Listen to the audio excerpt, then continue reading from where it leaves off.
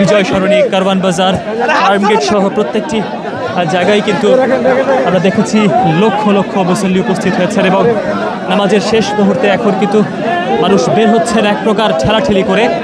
আমি দেখানোর চেষ্টা করছি আপনাদেরকে দর্শক, ডিএমপি পুলিশের যে ব্যারিকেডের যে বিষয় সেটিকে ফেলে মানুষের উপরে হুড়োহুড়ি করে কিন্তু বের হচ্ছে এবং আজকের এই জানাজায় কিন্তু লক্ষ লক্ষ মানুষ উপস্থিত হয়েছেন।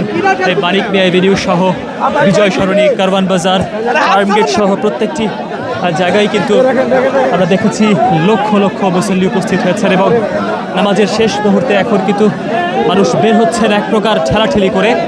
আমি দেখানোর চেষ্টা করছি আপনাদেরকে দর্শক,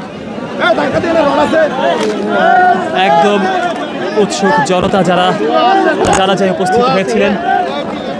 জানাজা শেষে বেরোনোর যে পরিস্থিতি বা বেরোনোর যে চিত্র সেটি বলতে আর বাকি থাকে না যে পাড়ায় পাড়ায় পায়ের পাড়ায় পাড়ায় তারা বের হচ্ছেন, একজনের সাথে একজনের ধাক্কা। যেহেতু আজকের এই জানাজায় লক্ষ লক্ষ মানুষ উপস্থিত হয়েছেন, মানুষের এই পথ অতিক্রম করার যে দৃশ্য, যে উচ্ছৃঙ্খল যে দৃশ্য আমরা দেখতে পাচ্ছি, একজন বৃদ্ধ পড়ে গিয়েছেন, একজন বৃদ্ধ কিন্তু পড়ে গিয়েছেন ধাক্কায়। আজকে অনুমান করা হচ্ছে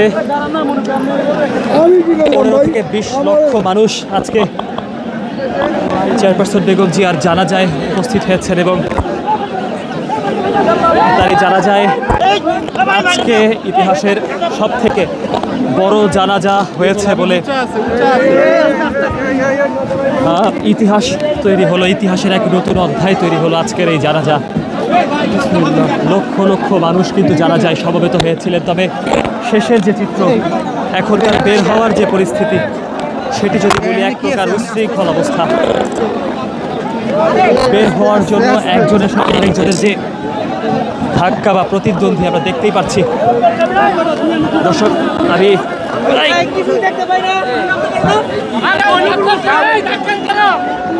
সর্বোচ্চ টুকু দিয়ে দেখানোর চেষ্টা করছি দর্শক। দর্শক, লক্ষ লক্ষ মানুষ কিন্তু বের হচ্ছেন, এই পথ অতিক্রম করছেন, তবে মানুষের পায়ে পাড়া দিয়ে এক প্রকার উচ্ছৃঙ্খল যে পরিস্থিতি সেটি কিন্তু আমরা দেখতে পেলাম। সব মিলিয়ে নামাজের পর পর এক প্রকার যদি বলি মানুষের যে জনস্রোত বয়ে চলছে, কে কাকে উপেক্ষা করে আগে বের হবে সেই প্রতিযোগিতায় মেতেছে উৎসুক জনতা। আমরা দেখতে পাচ্ছি জানাজার নামাজে উপস্থিত হওয়া বৃদ্ধ, ছোট থেকে শুরু করে শিশু, বিভিন্ন বয়সের মানুষরা উপস্থিত হয়েছিলেন, তবে তাদের জানাজার শেষে অর্থাৎ চেয়ারপারসনের জানাজার শেষেই কিন্তু উৎসুক জনতা যারা বের হচ্ছেন, এক প্রকার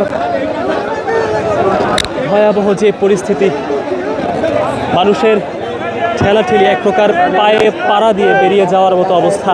আমরা দেখেছি বেশ কিছু বয়স্ক যারা মুরব্বী ছিলেন তারা ধাক্কায় পড়ে যাচ্ছিলেন এক প্রকার, তবুও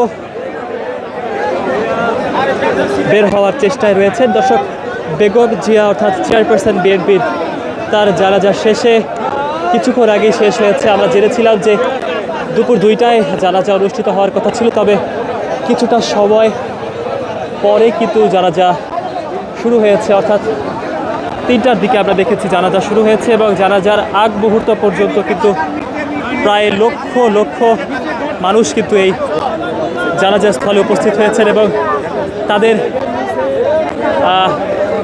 উপস্থিতিতে এক প্রকার কানায় কানায় পরিপূর্ণ হয়েছিল এই জানাজা স্থল। এবং জানাজা শেষেই কিন্তু আমরা দেখতে পাচ্ছি যতদূর চোখ যাচ্ছে শুধু মানুষের যে জনস্রোত সেটি দেখতে পাচ্ছি।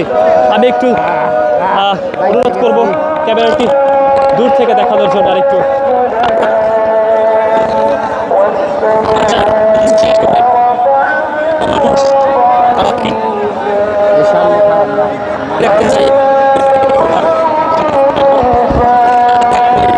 দর্শক, লক্ষ্য করে দেখবেন এক প্রকার বিশৃঙ্খল পরিবেশ সৃষ্টি করেছে, দেখতে পাচ্ছেন আপনারা। আর রয়েছে মানিক মিয়া এভিনিউতে। এবং ধাক্কা ধাক্কি করে এক প্রকার উশৃঙ্খলিত পরিবেশ সৃষ্টি করে মানুষ বের হচ্ছে আমরা দেখতে পাচ্ছি আসলে দেখছেন এই মুহূর্তে মালিক থেকে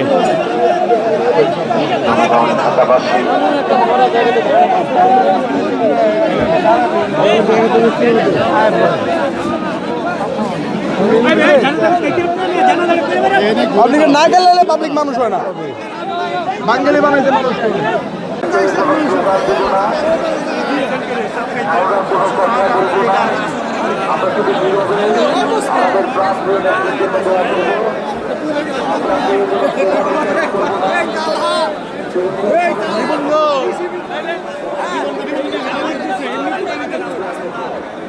অন্যায়ের সন্দেহপূর্ণকে ক্ষমতার কর্মসূচি অত্যন্ত আর শিক্ষার প্রসারের যোগ্যতা ও শিক্ষার জন্য থাকতে